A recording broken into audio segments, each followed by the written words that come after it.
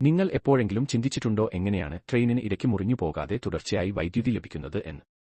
പാൻഡോഗ്രാഫ് എപ്പോഴും ഓവർഹെഡ് വയറിലേക്ക് ഒരു ഫോഴ്സ് കൊടുക്കുന്നുണ്ട്. 25 കിലോവോൾട്ട് കോണ്ടാക്ട് വയറിനെ മുകളിലേക്ക് തള്ളിപ്പിടിച്ചുകൊണ്ടാണ് നിൽക്കുന്നത്, അല്ലാതെ വെറുതെ ഒരു പൊസിഷനിൽ നിൽക്കുകയല്ല.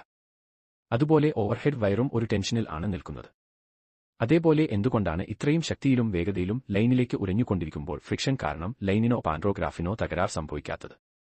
ഇതിന് കാരണം പാൻഡോഗ്രാഫിന്റെ കൃത്യം ഒരു പോയിന്റിലൂടെ മാത്രമല്ല ലൈൻ ഉരഞ്ഞു പോകുന്നത്. നമ്മൾ നേരിട്ട് കാണുന്നതുപോലെ റെയിൽവേ ട്രാക്കിന് മുകളിലൂടെ പോകുന്ന ലൈൻ സ്ട്രെയിറ്റ് അല്ല, ഒരു സിക്സാഗ് രീതിയിൽ ആണെന്ന് പറയാം.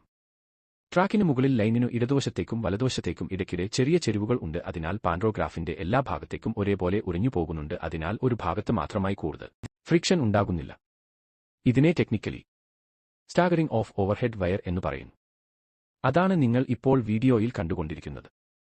അതിനാൽ പാൻഡോഗ്രാഫ് മാറേണ്ട സമയത്ത് എടുത്തു നോക്കുമ്പോൾ അതിന്റെ എല്ലാ പോയിന്റിലും ഒരേപോലെ തേയ്മാനം സംഭവിച്ചിട്ടുണ്ടാവും. ഇത് കാർബൺ അല്ലെങ്കിൽ ഗ്രാഫൈറ്റ് കൊണ്ട് നിർമ്മിച്ചതായതിനാൽ ഓവർഹെഡ് വയറിന്റെ തേയ്മാനം വളരെയധികം കുറയ്ക്കുന്നു. ഓവർഹെഡ് വയർ തേഞ്ഞു പോകുന്നതിനു പകരം കാർബൺ അല്ലെങ്കിൽ ഗ്രാഫൈറ്റ് തരിതരിയായി കാലക്രമേണ പോകുന്നു. എങ്കിലും കൃത്യമായ ഇടവേളകളിൽ പാൻഡോഗ്രാഫും ഓവർഹെഡ് വയറും മാറ്റി സ്ഥാപിക്കണം.